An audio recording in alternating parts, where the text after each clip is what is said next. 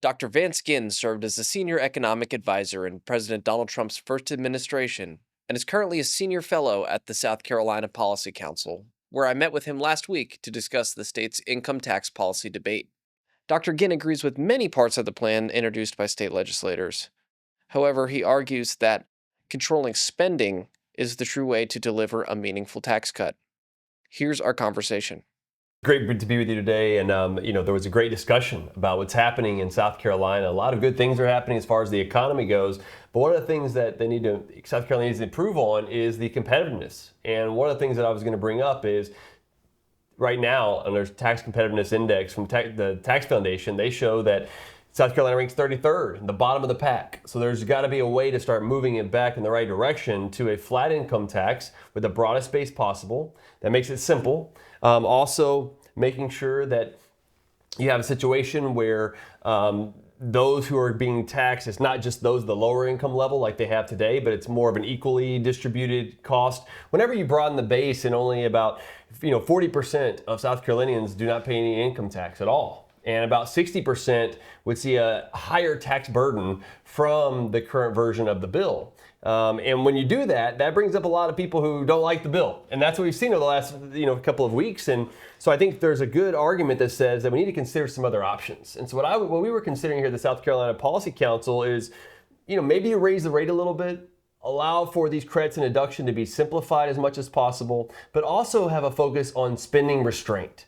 If you don't focus on spending, then it's difficult to have sustainable tax relief for a long period of time. In fact, we saw that the last decade with Kansas. Kansas had some pro-growth tax reforms that happened, but then they spent much more than population inflation and other metrics. And what we saw was that they were forced, quote unquote forced, to raise taxes. They could have cut spending, but they raised taxes, and that hit their economy hard. And for a decade, they couldn't even talk about cutting taxes in Kansas. And I would hope that that would be a good example of what not to do in South Carolina. And so while there's this good push of pro-growth tax reform, moving to a flat income tax, 8 states don't have an income tax across the United States right now. 14 states will either have or will soon have a flat income tax. So nearly half of them, South Carolina needs to be moving in that direction. And I'm hopeful with our kind of 3-pronged approach here of a flat tax, broadest base possible, and having surplus triggers where you really focus on government spending and restraining that, not slashing the budget or anything else, but restrain the growth. We could have a lot more tax relief and even get the income tax down to zero, eliminate it by 2032. One of the key commonalities between Dr. Ginn's plan and the plan introduced by state legislators is the use of a flat tax rate. I asked Ginn why he believes this is the fairest way to assess taxes. One thing that I think everybody in this policy debate has taken for granted is that a flat tax system is better than a progressive tax system. For folks who might not necessarily come in with that conception, can you kind of make the case for a flat tax system? Sure. As you have a progressive marginal income tax system, which just means that as your incomes go up, the brackets also go up, and then you have the tax rates also go up. Like the federal system. Yeah, like the federal system. So right now it's 0%, 3%, and 6.2% are the 3 brackets in South Carolina. That's the progressive system. But what it does is it disincentivizes you to be more productive, to work harder, to get higher incomes. Because as soon as you go up into that next bracket, you're going to be taxed at a higher rate. And that is where the distortion happens in the labor market from an economist's perspective, but also from people make different choices. Do we want them to make it best for what's for their family or for what's going to be best for the tax code?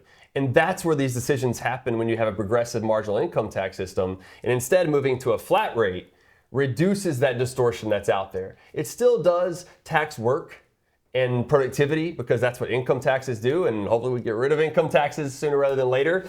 But it's much less of a distortion when it's a flat rate compared to a progressive marginal income tax rate.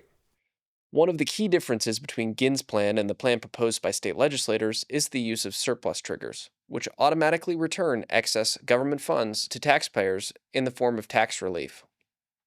If you look historically over the last decade, just general fund, what the legislature has the most control over, that grows about 7.4%, right around a little over 7% per year, whereas population growth plus inflation is closer to 4%. So you have that delta. Let's grow spending by 4%. Here's the revenue growth by about 7%. That delta is close to 3%. And that delta, that's the surplus. If you use a certain amount of that every period, you could just buy down the income tax until it gets to zero, flatten it, and then buy it down, buy the income tax rate down. Well, what does that really mean? What it means is that I modeled 25% of the surplus, and you could have it eliminated by 2032. Just 25%. You can use the other 75% for your surplus in the reserve fund, if there's any sort of revenue volatility that comes about, or other things. Or you could use more than 25%, and you could do it a lot faster. It's all up to the legislature of how much that they can rein in spending and allow for more economic growth through pro-growth tax reform. And so I think that's really what we're looking at here is how can we allow for the best path possible to eliminate income taxes in a short period of time. And I think that's what we're doing here at the South Carolina Policy Council. But you're talking about rein in spending, and I think that that's kind of words that scare a lot of folks over there at the State House. But the approach you're saying, we don't have to cut any spending immediately. It's just cutting the additional spending in forthcoming years. Yeah, that's right. That's right. Oftentimes what we see in legislatures, and I work with about 20 different think tanks across the country, and what you see is that what I call it budget inertia. They take what they spent last time as the base and they just grow off of that. Right. Instead, we should be looking at priority-based budgeting, which is a mixture of performance-based budgeting. Let's actually make sure we're getting the performance out of these dollars that we're sending to the government for every dollar. And let's also use zero-based budgeting, where you start from scratch, start from zero and say, okay, are these really the roles of government? Are they getting the outcomes and the performance that we should have? And I think when you do that, you're basically doing an audit. Right. Of what's happening with government, just like we do with our own budgets. An annual audit. Yeah, an annual audit. And so that allows you to really highlight the areas that needs cutting or even reduced. Look, I mean, even look at the Department of Government Efficiency with Elon Musk up in DC. They're making a case for exposing fraud, waste, and abuse. And there's an argument for that. And within this approach, though, we're not even saying to have to cut any of the budget. Yes, you probably should if you have some fraud, waste, and abuse. Get rid of that first. But just slow the growth. Instead of growing 6-7% per year, grow 3 or 4%. That's closer to population plus inflation. And if you do that, just slowing the growth, everything can still increase, but let's make sure we're spending those dollars wisely. Because one thing we always have to remember is that every dollar the government spends, nothing is free, especially taxes and everything else that we're in the government spending that we're paying for, that has to come out of the productive private sector. And so what we want to see is more money in the productive private sector. That way you have more jobs, more economic activity, more innovation, and that could also, secondary effect is you have more revenue to then cut down the income taxes as quickly as possible. Right, and I like, obviously you or I would probably prefer zero-based budgeting, Yeah. But what you're saying would allow the state to keep its current model of budgeting, but just over the next couple of years, reduce the amount that they increase it. So they still get to increase it year over year if they don't listen to us and don't go with zero-based budgeting and continue with their kind of incremental increases. They can still do that. This will not require pulling the emergency brake and taking a 180-degree turn in how the state does business. Yeah. But it would keep the growth in check, in line with population, in line with inflation, and still allow for the state to reach the place where we all want it to go with income taxes, and that it would become competitive with the other states in the Southeast. That's exactly right.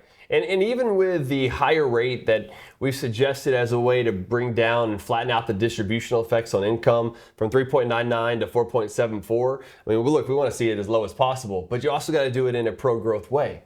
And if you tax one group a lot more than others, and there's going to be, some people are going to be paying a little bit more because 40% don't pay any income taxes today. So anytime you broaden the base a little bit, you're going to see some, but not to the magnitude. That's the problem with the current version of the bill. And one reason why I'm so glad that the Ways and Means Committee is meeting to consider other options is that there was too much of a burden put on lower and middle income earners. To be honest with you, it's hard for these representatives to go home and sell a tax cut when folks' taxes are going to go up under the plan. Exactly right.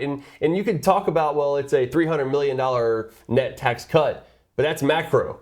People don't care about that. Who the heck cares if your tax bill personally goes up? Exactly. They want to know what's happening to my bill. Right. And when you see it go up by $1,000 and you were paying $0 or paying $20 before, that's a massive change. Or even a couple $100 at the lower income levels can really matter a lot. And so I think there's a lot of good work that needs to be done in order to improve what's happening here and be more competitive. One thing else that I wanted to mention about the 4.74 is it stays below Georgia's 5%. I think there's something competitive about the surrounding areas. It's a race to the bottom. Yeah, and so it's really important to get below that 5%, no matter what that rate ends up being. So you've got all this competition, in the South is, I think, helping South Carolina to say, you know what, we need to be moving in that direction as well. You don't want to be in the direction of California and New York and Illinois and others that are going in the wrong direction. And so I'm hopeful that, I mean, look, whenever I'm looking at this from an outsider's perspective, I live in Texas, do stuff, work with the South Carolina Policy Council, love working with them. And one thing that I'm always looking at is how do different states compete? And in this laboratory of competition, we know is federalism, which is, I think is a beautiful thing. You really do want that competition. It brings something about the ability to say, where's that business going to go next? Where's the family going to go next? And I think we need to be improving across the country to really let people prosper. That's really what I work on a lot. And by doing so, having the lowest tax burden and lower regulations and less government spending and more freedom, that's the way you do it. And that's why a flat income tax is so important. Now, we've talked about how these states cannot predict what the revenues are going to look like in forthcoming quarters. We're at a period now with the stock markets where we've been on a bull run for a number of years. I think that we were due for a correction before COVID, and then we saw the government artificially, helping the economy along for a number of years. Yeah. And I don't know that we ever even got the correction that we were due for before COVID. We are now, years out from that. Should states be seriously concerned about potential revenue dips, and should business people be concerned about the possible macroeconomic impacts to come here? Yes, there should be a concern with that. I mean, I think I agree with you. I think that after COVID, and I worked in the Trump White House in the first administration as chief economist for the Office of Management and Budget. So I was there whenever COVID hit. I wrote the president's last budget, or helped write it, and then COVID hit right after that. And I found myself in the Situation Room having these discussions, and I was like, they asked me, hey, what's going to happen to the economy? I was like, well, if you shut things down, it's not going to be good. And then we see what happens and all the excess spending that went on. But also, states brought in a lot more revenue because personal income didn't fall. Because remember, unemployment incomes were plussed up. There was all these checks that were sent out. And what happened was a lot of states started living off of those federal funds and not budgeting as wisely as they could and cut taxes. And I think what happened was they got used to all that additional revenue. So now that the economy, from the fragility of the monetary policy and fiscal policy over the Biden years, I mean, just a wreck of an economy in many ways. A lot of people leaving the labor force, even though the unemployment rate seems kind of low. You come into a situation with a fragile economy, and now you start running these levers on trade and tariffs and trade wars. And what it does is it increases uncertainty. And businesses don't like uncertainty. And so when you see that happen, a lot of these businesses say, you know what, I'm not going to invest. I'm not going to hire any workers. And that is going to hit a lot of the states, especially states that do a lot of exporting and importing, like South Carolina. Right. You really want to be careful about that. And I think that goes back in a good full circle to our discussion earlier, where the focus shouldn't be on revenue, it should be on spending. Because even if revenue dips, you should still have a focus on spending less. To deal with that, not with raising taxes like what happened in Kansas. And I think that will also help to speed up the process of reducing the flat income tax in South Carolina and then getting it to zero, even during some downturns. And if there's not a surplus, well, what happens? You don't keep cutting. Right. Just like if the revenue triggers aren't met, you wouldn't keep cutting.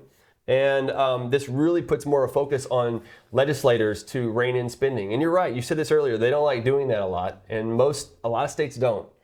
But I think given the ramifications of what's happening at the federal level and the national debt being over $36 trillion, one of the first places I think the federal government will have to cut whenever this fiscal crisis gets worse, and I already think it's hitting now, is that they're going to have to rein in Medicaid spending. They're already talking about that now. And states should deal with those sort of concerns as well. And a big part of that will go back into what we were talking about earlier with priority-based budgeting, zero-based budgeting, and just putting good spending limits in place can heal a lot of the underlying wounds of government budgets. Well, thank you. Is there anything else you'd like to address? No, thank you for the opportunity today. I think this is a great discussion to be happening in South Carolina, and hopefully there will be a good path for following what the South Carolina Policy Council has put out on these tax reforms and spending restraints, and this will allow for sustainable budgeting to let people prosper in South Carolina. I hope it works out. Thanks for your time. Yeah, thank you.